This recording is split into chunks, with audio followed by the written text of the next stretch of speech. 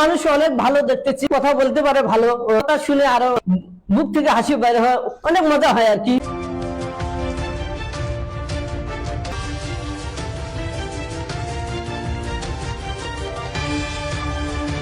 আসলে আমি ভাইরাল হওয়ার আগে আমি ঢাকা শহরে বিল্ডিং দে প্রোডাকশন দে রড মিস্ত্রি কাজ করে মিস্ত্রি শ্রমিক হিসেবে আমি কাম করে থাকছি আর কি বিভিন্ন জায়গায় ঢাকায়।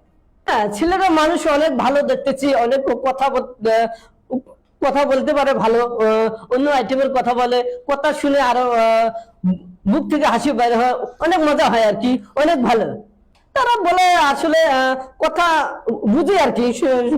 বাংলাদেশের এমন কি কথা নাই আমি না বলছি। ঢাকা শহরে বিভিন্ন ধরনের বিভিন্ন জেলার লোকের সাথে আমি কাম করেছি, সব ভাষা বুঝি কিন্তু ভাষাগুলো বলতে পারি না।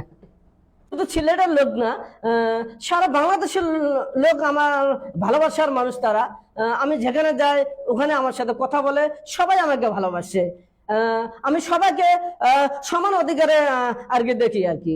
আমাদের যে চরাঞ্চল যে আছে, চরাঞ্চলে ওইরকম কোনো আমার মতো প্রচার যে করবে সাংবাদিক যে বলে টিভি চ্যানেল ওইরকম নাই, কিন্তু আছে শুধু শহরে।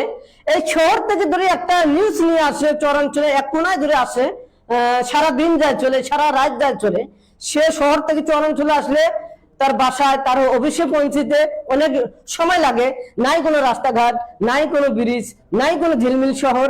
এই জন্য হয়তো বা সমস্যার কারণে তারা চরাঞ্চলে আসতে চায় না, নিউজ দিতে চায় না। নিউজ দিতে চাইলে অনেক কষ্ট করতে হয়, অনেক পরিশ্রম হয়।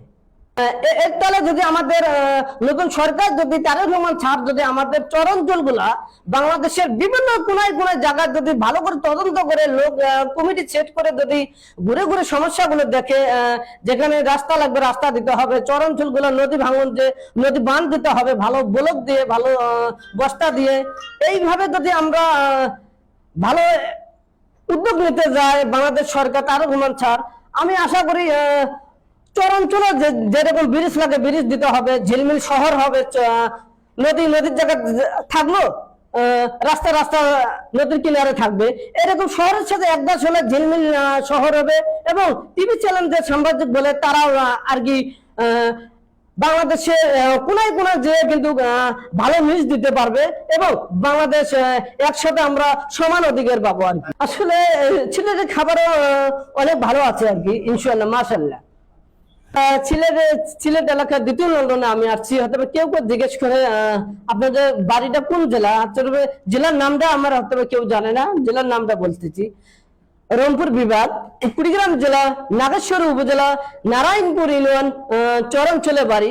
আমার বাড়ি আসলে দেখতে পারবেন মাঠ ভরা বালু আর মাঠ ভরা স্রোত নদী। স্রোত নদীর পানি বাতাস উঠলে পরে